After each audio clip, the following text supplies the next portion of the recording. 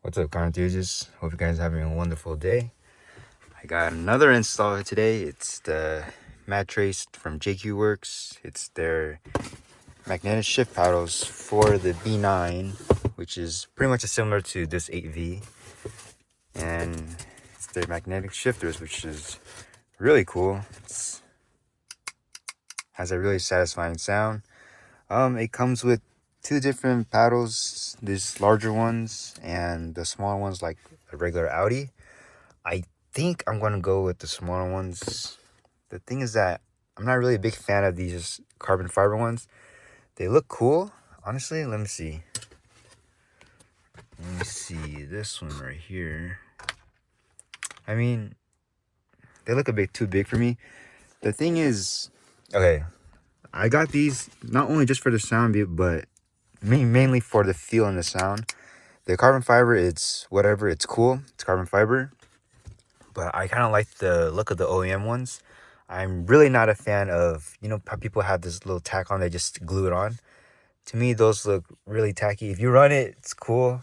It's your taste, but to me, it looks really tacky. It looks out of place, which these ones look OEM. I think these ones may look a bit out of place, but they still look a bit OEM.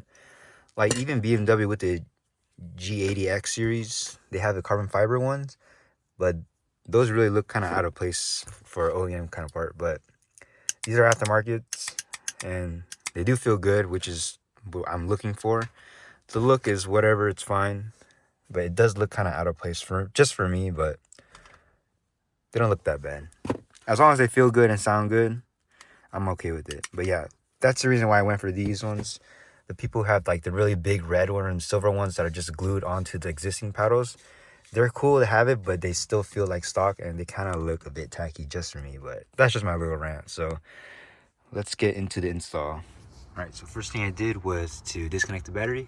It's just a 10 mil here, remove that, and then time to go take out the steering wheel.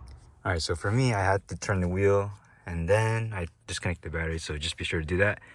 And you're gonna feel like a little hole back here, which is where I'm gonna do the pick to essentially remove the airbag. So let's see.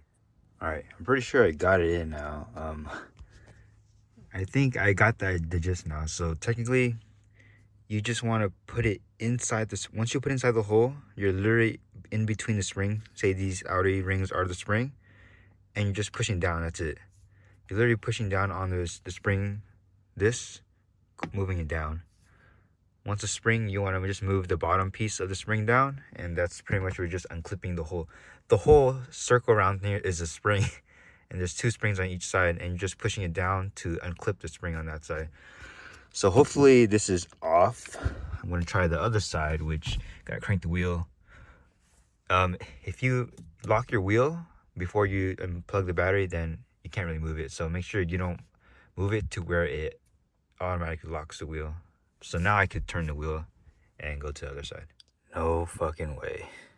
I finally got it after like 3 hours. Jeez. Bro, okay.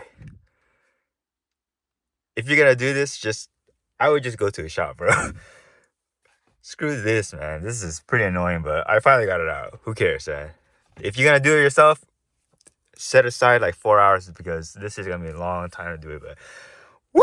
Let's go! All right, just took out the airbag. It's just this clip and this other connector right here, which kind of snakes out and sits into these grooves right here. So next is the paddles. All right, so I was able to pull the trim out. I didn't really use the pry tool that other people used.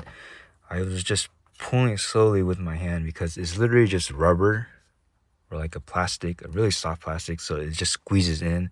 So you just want to pull it out, and you don't have to really pull these tabs out. You just gotta push the whole thing out. I did kind of fuck this part up, but yeah, I got it out. Now they're just hanging by where it connects to the paddle. So let me disconnect those right now. All right, so I just got the paddle off. It was just a single T20 Torx, and then you just gotta pull it out this way to take it out, and it's very simple. So let me do the other side, and then we can install these ones. All right, so just fitted the negative sign one.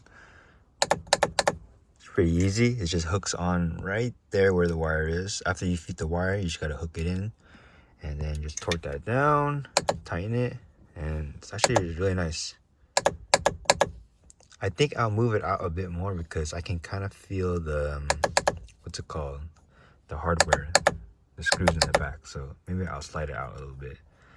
But yeah, this is sick, man. This is sick. See, you see I'm with the carbon fiber. It's like the look is whatever, but the feel is what I like. Yeah, maybe the bigger ones will look better, but we'll see. Let me do this one and then I'll get started with just putting everything back together, because I spent so long to do this. It's like 1 o'clock right now in the morning. Gotta go to work, bro. Come on. All right, so I just put everything back together. Let me plug in the negative terminal of the battery and hopefully this thing works, man. All right, first startup. Let's see if this works or not.